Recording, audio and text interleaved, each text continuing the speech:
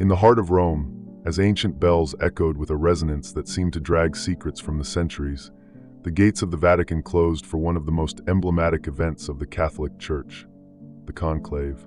The world watched in silence as the cardinals moved, men in crimson robes advancing under the weight of history, ready to choose the new spiritual leader of more than 1 billion faithful. But there was something unusual about this conclave. A strange number haunted the behind the scenes. Of the 108 cardinal electors, 72 were directly or indirectly linked to scandals, secret operations, authoritarian regimes, or obscure groups in their countries of origin. The numerical coincidence raised eyebrows among scholars and independent investigators. It wasn't just that the majority were involved in controversies, but the exact proportion, as if it followed a hidden pattern. Amid hushed rumors and forgotten archives, a deeper suspicion began to take shape. Were these cardinals serving forces beyond human understanding? Were they mere earthly representatives of something that, for centuries, had hidden beneath layers of faith, power, and silence? And what if, behind the sanctity of the conclave, there was a presence that had long walked among men? What would be the true origin of the new pope, and what does his emergence represent for humanity? Welcome to another night, where the mysteries never sleep. I'm Midnight, and this is 7 Nights. Before we begin, I'd like to ask for your help. Like the video, comment, and subscribe to the channel. It's just one click, but it makes a huge difference for YouTube to deliver the videos to more people and for me to keep bringing this content to you. I'm counting on you. Let's dive into the video.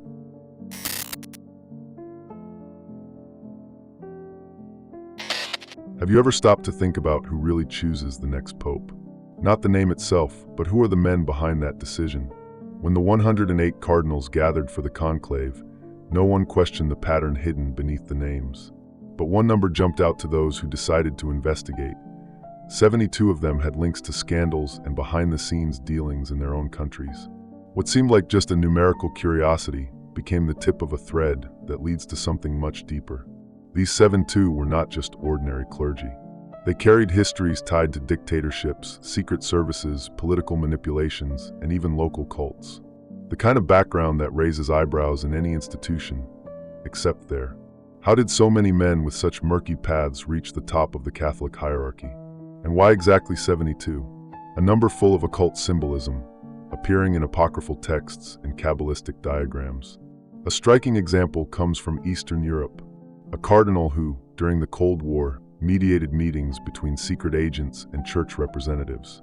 Declassified documents confirm his role as a key piece in silencing voices opposed to the regime in exchange for institutional protection. That same man, decades later, became one of the main influencers of the Vatican's current internal power structure. In Africa, a Nigerian cardinal was caught in conversations with local militias, negotiating neutral zones where religion blended with armed politics.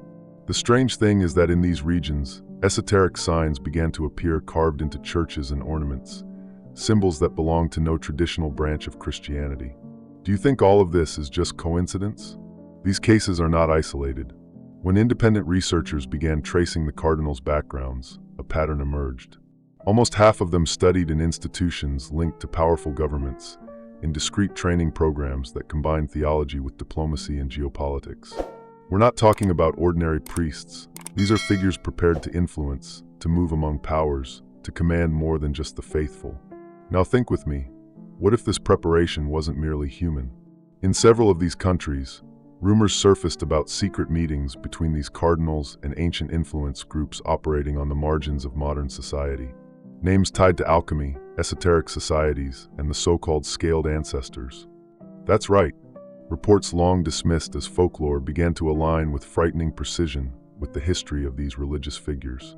In Mexico, for instance, a cardinal involved in corruption scandals was cited in wiretaps related to drug trafficking. So far, a dirty headline. But the part no one talked about was where he describes night meetings in isolated places, with presences that don't speak but command. Can you imagine what he meant by that? There are also cross-referenced financial records between Catholic foundations and shell companies in tax havens. Curiously, many of these companies share the same symbolic pattern, a stylized reptilian eye, discreetly present in their logos. Wouldn't that be too strange to ignore? And in the midst of all this, the Vatican remains silent. No official explanation, no public investigation. as if everything is exactly where it should be. But if the Church has always presented itself as a bastion of faith, why has it allowed so many men with this profile to be part of the Pope's selection? The truth is, perhaps this choice is no longer just spiritual. Maybe it's part of a millennia-old plan, carefully maintained in the shadows. A plan where each cardinal represents more than a diocese. They represent a piece of an ancient control structure, spread across the world's greatest institutions. Can you see it now? The choice of the new Pope may not be about religious leadership at all. Perhaps it's the key moment of a power transition, silent, strategic, and absolutely precise. And the 72 may be only the visible conduits of something that has hidden for centuries behind sacred robes.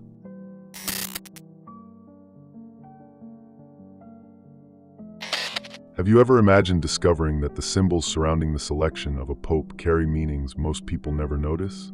It's easy to look at a coat of arms or a cardinal's ring and think it's just tradition. But when certain elements begin to repeat, subtly and almost imperceptibly, the question changes. What if these symbols are there for a specific reason, a reason that isn't explained to the public? Some of these details appear in the coats of arms of cardinals who are part of that group of 72. Instead of simple crosses or direct references to Christian faith, images of serpents, reptilian eyes, mythological creatures, and even representations resembling deities from ancient Sumeria appear. And we're not talking about artistic coincidences. These are well-planned compositions, found in places where everything is supposed to follow a sacred pattern. One such coat of arms, for example, shows a serpent intertwined with a sword, surrounded by 6-pointed stars. Another displays a shield held up by a hybrid creature with a humanoid body and slanted eyes. When these images are analyzed by scholars of religious iconography, the verdict is always the same. These symbols have no connection to Catholic tradition. So then, what are they doing on the coats of arms of cardinals who will choose the new leader of the Church? Have you noticed that some elements repeat across various contexts without drawing attention? The inverted cross, for instance, commonly associated with St. Peter, appears in strange positions, accompanied by details that completely deviate from the original message. In one of these versions, it is surrounded by a spiral which, when enlarged, forms the image of an eye, a reptilian eye. In Italy, there was a case where a cardinal commissioned mosaics for the entrance of a newly restored chapel. The artist later revealed, after much insistence, that the original design featured a symbol inspired by the Kundalini serpent of Eastern origin, superimposed over the Holy Spirit. The official justification? Modern artistic interpretation. But is that really all it is? Some of these symbols aren't just on walls. They're being used in ceremonies. During a public baptism in Central Africa, priestly garments were recorded with embroidery resembling ancient spirals found in Babylonian temples. When confronted, the organizers said it was a tribute to local culture. But why such specific references, and why now? There are also geometric patterns used in recent renovations within the Vatican. An entire wing of St. Peter's Basilica was restored using proportions that follow sacred geometry employed by Hermetic orders. Orders that, by the way, have always flirted with the concept of superior beings from beyond Earth. Could they be trying to reintroduce elements of these doctrines under a new religious guise? Perhaps the strangest of all are the rings. Some cardinals wear customized pieces that do not follow the Church's traditional designs. These are rings with forms resembling scales, elongated eyes, or dual-meaning symbols. At first glance, they look like ornaments. But when compared to ancient archaeological records, these pieces strongly resemble objects used in cults dating back thousands of years. And the most curious part, there is no official attempt to explain these symbols. When questions arise, the answers are always evasive, as if there were a tacit rule not to touch the subject. But if they're just symbols, why not talk about them? Why so much secrecy around images that, in theory, should only convey faith? As more of these symbols appear, in ceremonies, garments, and even in architecture, it becomes harder not to notice the pattern. A subtle, yet calculated pattern. As if a new language were being implemented not for all to see, but for those who know where to look. It may seem like just a detail, but history shows that when symbols change, it's because the message is changing too. And in this case, perhaps the message is being sent to something, or someone, that does not reveal itself in the light of day.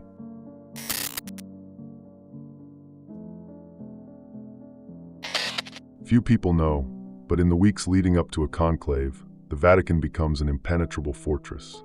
Journalists are kept at a distance, visits are suspended, and day-to-day activities become much quieter.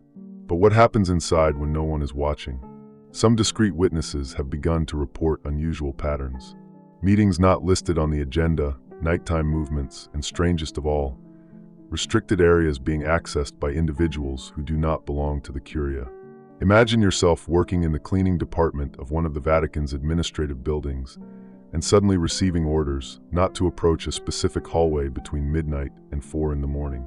A hallway that, in previous days, never had this kind of restriction. This happened to 3 different employees on separate dates. All reported hearing muffled sounds, chants in unknown languages, and even metallic voices that did not sound human. These reports coincide with records from internal motion sensors, which register the entry of small groups, 3 to 6 people, at times completely outside the routine. And the most disturbing part, none of these individuals appeared in the official entry records. How is it possible to move through one of the most monitored places in the world without being identified? Have you ever wondered what might happen behind doors that never open to the public? The Vatican is known for its secret archives, for its hidden passages, for its millennia-old catacombs. But in the past 2 decades, there have been specific renovations in underground areas that are not part of any religious circuit. Reinforced structures, new ventilation systems, and curiously soundproofing. Could they be preparing spaces for meetings that must be shielded from any form of surveillance? A curious account came from a retired Swiss guard. He said that one night, years ago, he saw 3 cardinals heading to the old library in the South Tower accompanied by 2 men dressed in black, with no religious identification. One of the cardinals held a book wrapped in red cloth, marked in the center with a golden symbol, a triangle with a reptilian eye inside. When questioned, they said it was just a historical document for study. But why study it at midnight? In the days leading up to the most recent conclave, residents around Vatican City reported sounds that seemed to come from inside the Sistine Chapel after closing hours. A kind of rhythmic, constant chanting in tones that did not resemble traditional sacred music. Some even described deep echoes, as if a large drum were being used in some sort of ceremony. And then the cameras. Leaked internal footage shows hooded figures walking in a line through the Curia's hallways. The image is blurry, but the movement is clear. And most curiously, they do not wear ecclesiastical robes. A digital forensic analyst suggested that the movement pattern resembles initiatory groups, like those used by secret orders that follow ancestral traditions. Have you ever imagined what goes on in a place where history, faith, and power have intertwined for over 1,000 years, and that suddenly begins to operate in absolute silence? These off-agenda meetings are not just strange. They coincide with strategic changes in the Church's structure, with the appointment of specific figures, and with the appearance of hidden symbols, as we've previously seen. More than meetings, these conferences resemble rituals. And when one speaks of ritual in the context of a conclave, the meaning goes beyond liturgy. Here, we're talking about closed ceremonies, with purposes that are not publicly explained, but that directly influence who will become the next occupant of the papal throne. The question that lingers in the air is, why so much secrecy at a time that should be guided by faith and transparency? Why so many hidden details, so many silent gatherings, so many symbols that do not belong to Christian tradition being used exactly where everything should be sacred? Perhaps because the election of the new pope is only the surface. Perhaps what is truly being chosen behind those locked doors is not merely a man, but a representative. Of what? That's what we're about to begin to understand.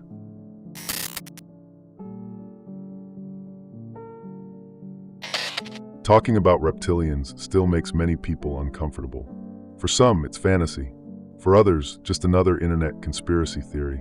But when you start to cross ancient myths, archaeological records, and certain behaviors in powerful figures, the line between absurd and possible begins to blur. And when the subject involves the clergy, everything becomes even more delicate. Some of the world's oldest civilizations report the existence of serpent-like beings with superior powers, advanced intelligence, and control over humanity. In Sumer, we have the Anunnaki. In Egypt, the figure of Sobek. And in nearly all these cultures, these beings were not merely creatures, they were entities revered as gods. They taught, they punished, and in many cases they ruled. Now think with me, what if these figures, or something descended from them, never truly disappeared? What if they learned to adapt, to infiltrate human structures instead of ruling them openly?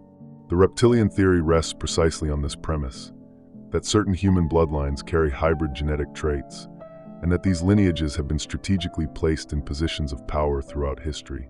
You might scoff, but there are ancient documents and accounts within the church itself that speak of creatures with glowing eyes, cold skin, and inhuman behavior. Not as metaphor. In some apocryphal texts, there are even direct mentions of fallen angels with scales like those of the sea, who walked among men before the flood. Is that merely myth?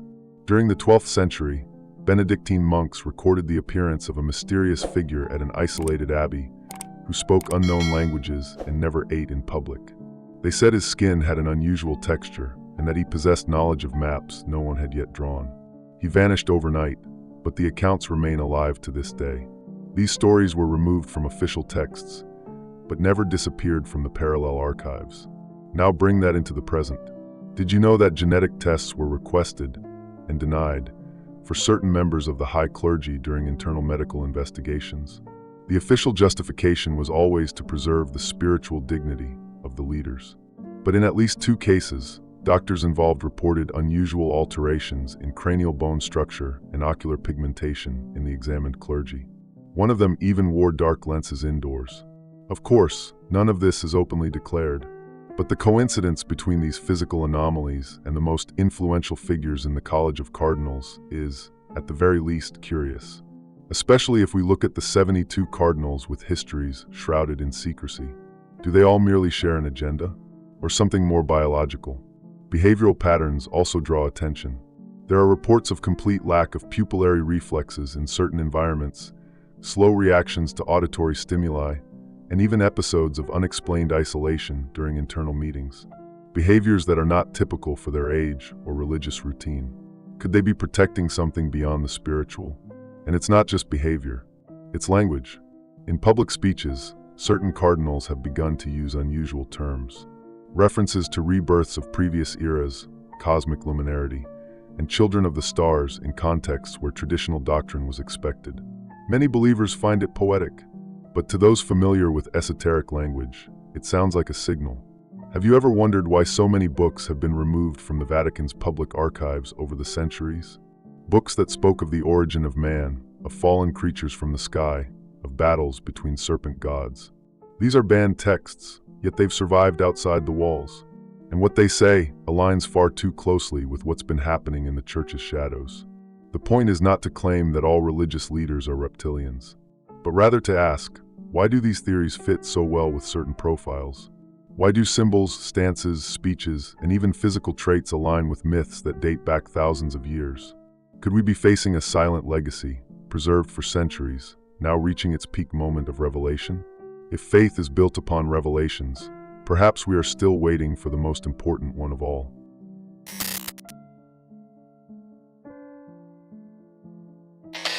The moment white smoke rises over the Vatican is always filled with anticipation.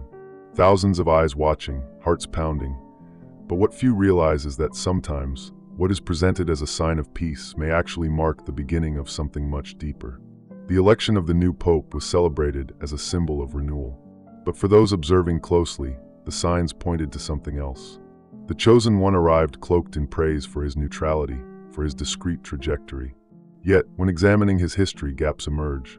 Long periods with no public records, international movements that were never officially explained, and internal decisions made based on the advice of counselors who do not even appear in the Church's formal structures.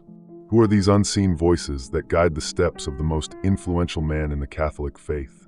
In public speeches, he avoids taking direct stances, but uses ambiguous language, often hovering near themes that border on the esoteric. References to the cosmic unity of creation, the luminous origin of the human soul, and the hope that comes from the infinite. These are not common expressions in traditional theology. They seem to come from another source, or perhaps another agenda. Have you noticed how certain leaders speak a lot, without really saying anything? This new pope appears to follow that pattern.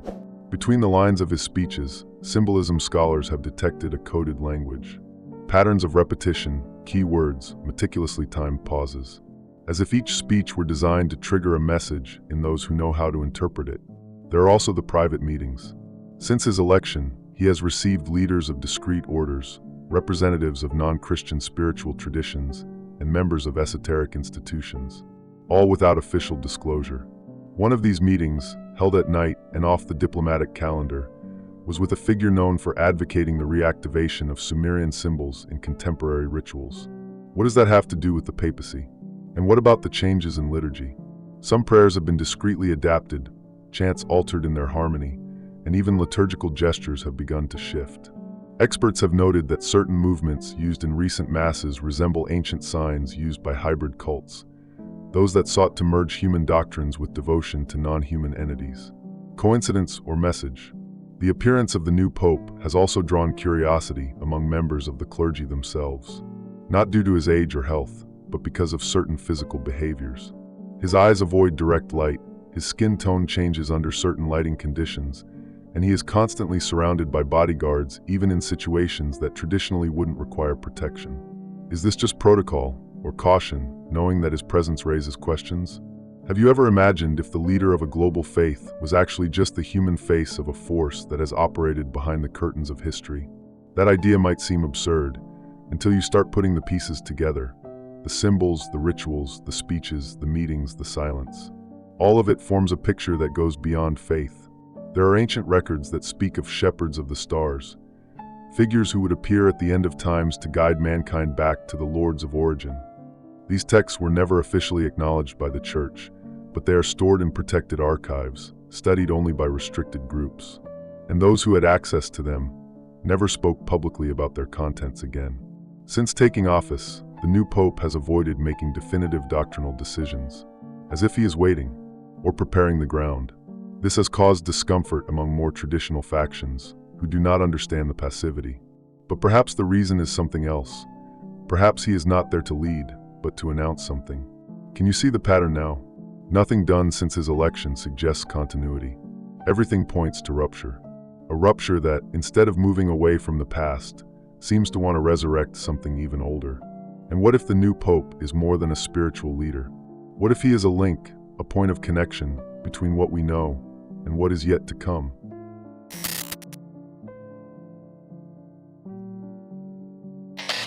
There is a prophecy forgotten by many, but constantly remembered by those who watch the Vatican's inner workings with attentive eyes. Written by Saint Malachy in the 12th century, it lists all the popes the Church would have until the end of times. The list, curiously accurate in many past appointments, ends with an enigmatic name, Petrus Romanus, a pope who would come during days of great tribulation.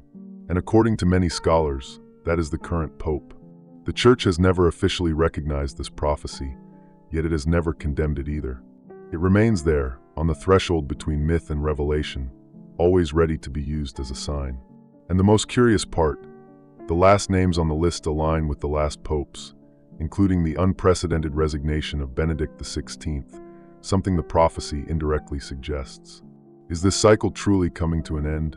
Have you ever felt that certain historical moments carry a weight that cannot be explained? The election of this last pope was surrounded by silence, strange decisions, and a change in behavior that not even the most faithful can justify. And this aligns perfectly with what Malachy described, the rise of a leader in the end of the city of Seven Hills, who would face forces never seen before. Some interpret this as the end of the Church, others as the beginning of something even greater or more ancient. There are those who say Malachy was not referring to the collapse of the Christian faith, but to the opening of a new cycle, where ancient gods would manifest again through what remains of faith.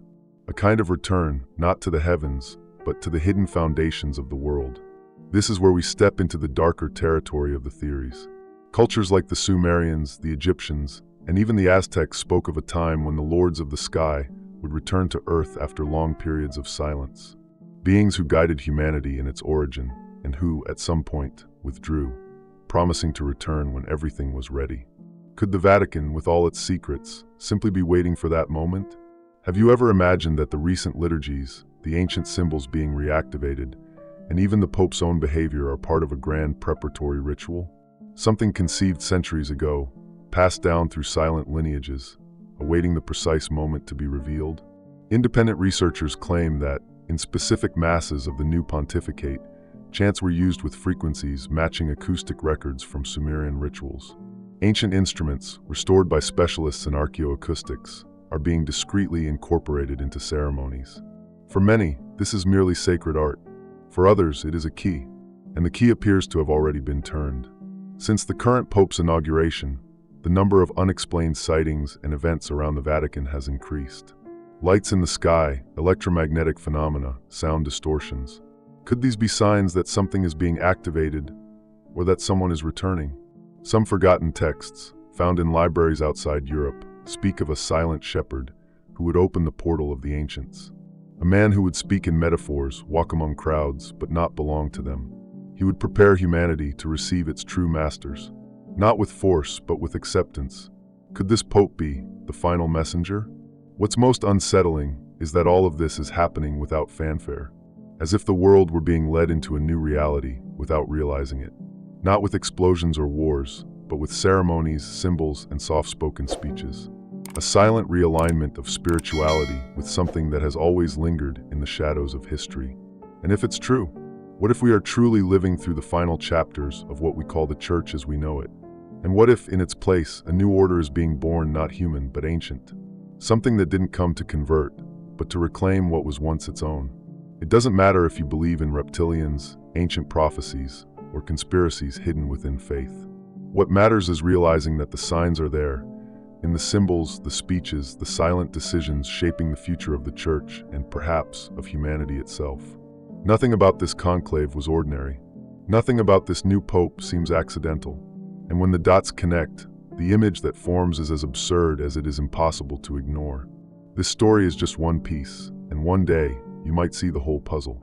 If this made you think, subscribe, like the video. It helps the channel grow. Don't forget to share, because more voices mean more discoveries.